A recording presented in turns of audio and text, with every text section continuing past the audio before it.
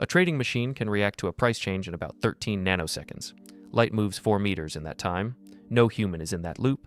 Most of the stock market runs on machines like this now. Two things have to go right for one of these machines. It has to pick what to trade, and it has to trade faster than everyone else.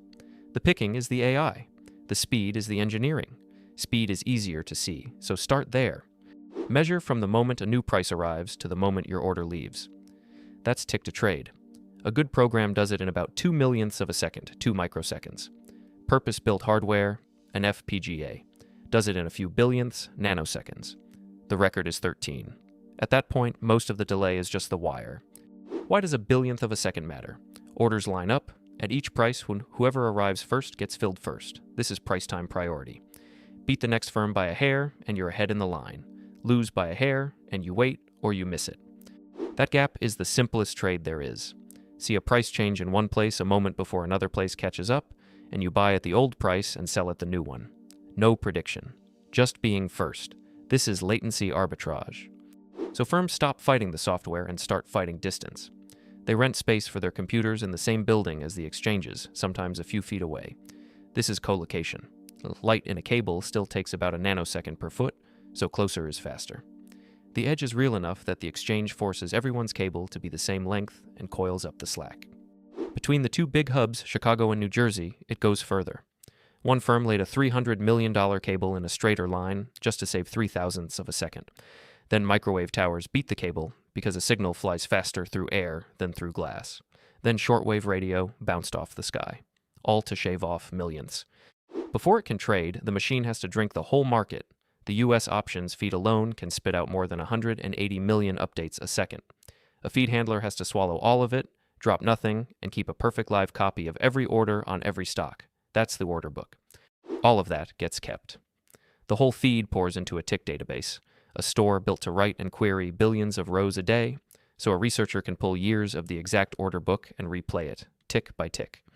Not all the data is prices. Funds buy satellite photos of parking lots to count cars before a retailer reports, credit card feeds to see sales early, shipping movements, app installs, web scrapes. Alternative data. Every new dataset is a place to find a signal nobody else has yet. To keep up, the fast computer barely runs software at all. The core logic is burned into that FPGA chip. The network skips the operating system entirely, kernel bypass, straight from the wire into the logic. The cores are locked down and overclocked, tuned to do one small thing, the exact same way, every time. Every machine also agrees on the time, down to a billionth of a second, so they can prove exactly when each thing happened. That's the speed half. Now the brain. The thinking runs on a completely different clock. Overnight, while markets are closed, the machine studies years of data and updates what it believes. During the day, it just acts on those beliefs, in nanoseconds. A slow brain that learns at night, and fast hands that trade all day. Not every machine plays the same game. Some hold a position for microseconds, market making, and arbitrage, pure speed. Some hold for hours or days, statistical arbitrage across hundreds of stocks. Some hold for weeks, the slow factor bets. One fund runs all of them at once, stacked on top of each other. For every stock, every day, the machine computes one number. Its best guess at whether that stock will beat the others tomorrow. High number, buy it. Low number, sell it. That number is a signal, an alpha factor. The whole business is finding numbers that are even slightly right and making thousands of small bets on them at once. The raw material is just prices, turned into returns, the percent change from day to day. Every signal is really a pattern hiding in those returns. The first patterns people found are almost embarrassingly simple. Turning that into a signal is mostly feature engineering. Ratios, ranks, moving averages, how today compares to a stock's own history and to every other stock. A researcher builds hundreds of these, tests them, and throws almost all of them out. The first is momentum. What's been going up tends to keep going up for a little while, so you buy the recent winners and short the recent losers. It works until too many people pile in, and then it snaps. But worked on old data means nothing. Pure noise produces winning strategies all the time. So before you trust a signal, you run a statistical test that asks one question. Is this a real edge, or did I just get lucky? Most ideas fail it, and that one question runs through everything a quant does.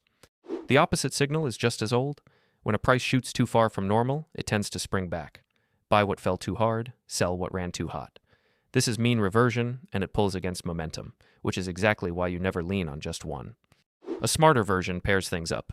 Two companies in the same business, say two airlines, normally move together. When one drifts away from the other for no real reason, you bet the gap closes. You're not betting on airlines, you're betting the two snap back in line. The math that measures it is cointegration. Zoom out, and you can sort the whole market by traits. Cheap versus expensive, small versus giant, steady versus risky. Over decades, some of these traits quietly pay off across thousands of stocks. This is a factor model, and a fund holds hundreds of these bets at once, so no single company can hurt it much. Some of what moves a stock is stuff you don't want to bet on, like the whole market rising on a good day. So the machine studies how all the stocks move together and pulls out the few big forces behind it, the market, the sectors, and subtracts them. That technique is PCA, principal component analysis, and the result is a risk model. What's left is the pure edge it actually predicted. Now, it has a guess for thousands of stocks. Turning that into a real portfolio is a math problem. Weigh every expected gain against its risk and against how the stocks move together, then find the single best mix under the rules. Don't bet too big on one name, don't borrow too much. Stay balanced.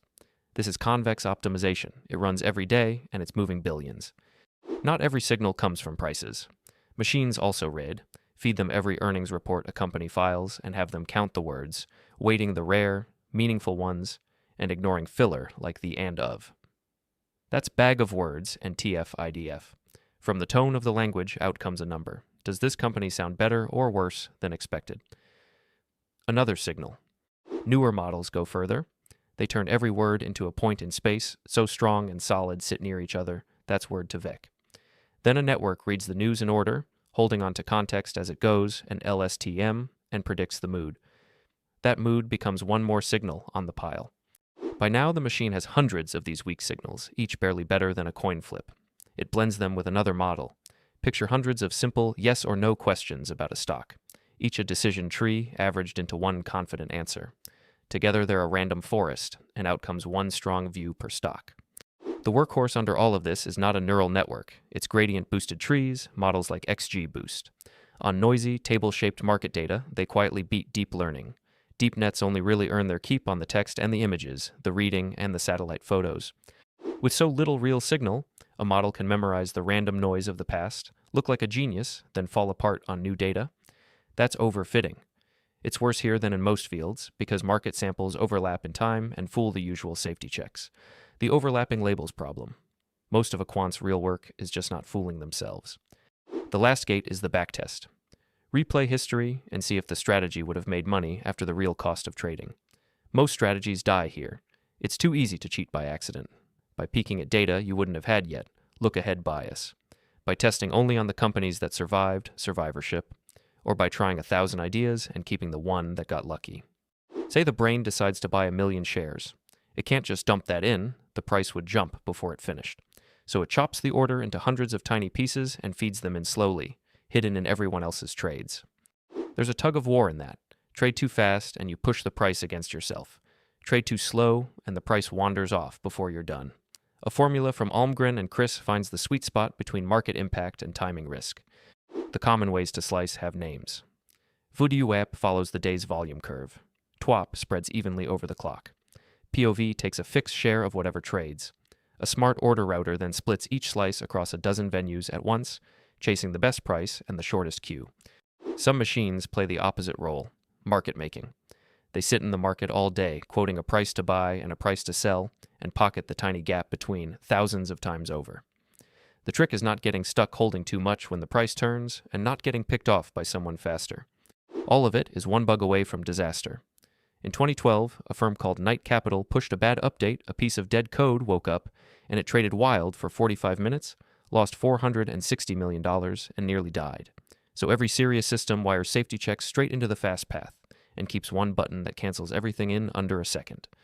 Nothing is set and forgotten. After each trade, the fund checks what it actually paid against what it expected, transaction cost analysis.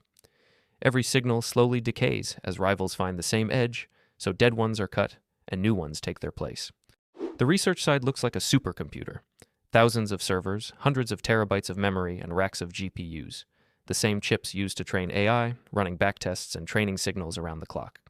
A fund is really two machines, a small, brutally fast box collocated at the exchange, running the FPGA and the hot path, and a giant, slow cluster back at the office doing the thinking. Put numbers on it. A research grid can be thousands of nodes, each with hundreds of gigabytes of memory, reading from a shared store of hundreds of petabytes. The live trading is the opposite, a handful of tuned machines inside the exchange, measured not in scale, but in nanoseconds. The size of this is hard to picture. One firm runs over 4,000 GPUs and is building a data center that will pull the power of a small city, just to trade. One market maker posts 25 billion price quotes a day and sits on one side of a fifth of all US stock trades. The people mirror the machine. Some hunt for new signals, some keep the fast path alive, obsessing over microseconds. Some own the risk, and a separate desk can pull the plug on anyone who breaks a rule. Usually they're split into small pods, each running its own version of the whole thing. It all runs on a schedule. The data never stops coming in. The heavy learning happens overnight and on weekends. The portfolio gets rebuilt each day. The trading runs continuously in millionths of a second, while the wrist checks fire on every single order.